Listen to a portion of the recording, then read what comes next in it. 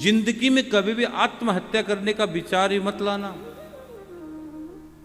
अगर जिंदगी में आत्महत्या का विचार आ गया और तुमने आत्महत्या कर ली तो तुम्हारी मुक्ति बहुत मुश्किल हो जाएगी। बहुत, जो लोग सुसाइड करते हैं ना, मैं सच कहता हूं, आज कोई बड़ी परेशानी नहीं है, मरने के बाद तुम्हारी बड़ी परेशानी स्टार्ट होगी। उस समय तुम चाकरी बच नहीं पाओगे। जो व्यक्ति आत्महत्या करने का विचार करता है, आत्महत्या कर लेता है, भाई रे उसकी मुक्ति बहुत मुश्किल है, बहुत बहुत बहुत ज्यादा मुश्किल है। इसलिए कभी भी जिंदगी में आत्महत्या करने के बारे में मत सोचना। जिसकी अकाल मृत्यु होती है उसकी मुक्ति बहुत मुश्किल से होती है। जो काल के अधीन जिसकी मृत्यु होती है उसकी मुक्ति होने में बहुत आसानी होती है। लेकिन आपने ठाकुर की सांसों का अतिक्रमण करके मृत्यु का वर्ण किया है तो फिर तो भोगना ही पड़ेगा। भोगना ही, कहां कहां भटकोगे तुम। जैसे ही कोई व्यक्ति सुसाइड करता है, आत्महत्या करता है, तो उसको कुछ नेगेटिव चीजें, नेगेटिव आत्माएं तुरंत पकड़ लेती है।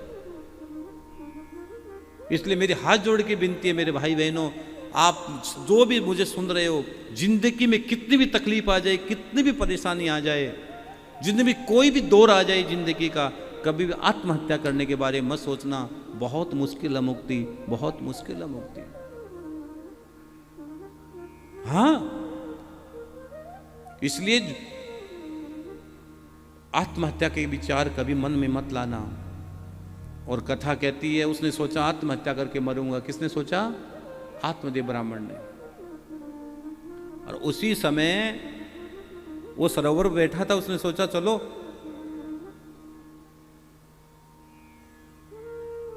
ये मनुष्य जन्म बहुत अनमोल है। ये मनुष्य जन्म है ना, ये बहुत अनमोल है। एक बार मिला है फिर भी नहीं मिलेगा। मनुष्य जन्म अनमोल रे, माटी में ना रेल रे, अभी तो मिला है फिर ना मिलेगा, कभी नहीं, कभी नहीं, कभी नहीं। ये मनुष्य जन्म 84 लाख योनियां भोगने के बाद मिला है। 4 करोड़ वर्ष के बाद तुम्हें मनुष्य का शरीर प्राप्त हुआ है। इसलिए मेरे हाथ जोड़ के विनती है, जिंदगी में सब कुछ कर लेना, आत्महत्या के बारे में कभी मत सोचना। ये भगवान का प्रसाद है मनुष्य जन्म। ये गोविंद उस दाता का प्रसाद है। उस प्रसाद को परमात्मा तक पहुंचाना है। ये प्रसाद भगवान को लगाना है, अपने जीवन को परमात्मा में सौंपना है, गुरु गोविंद के चरणों में सौंपना है। जीवन निखर जाएगा, नहीं तो जीवन बिखर जाएगा।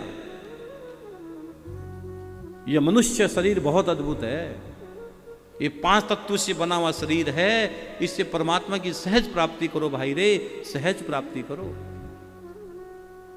इसके बारे में उल्टी सुल्टी विचार मत लाओ। भजन करो,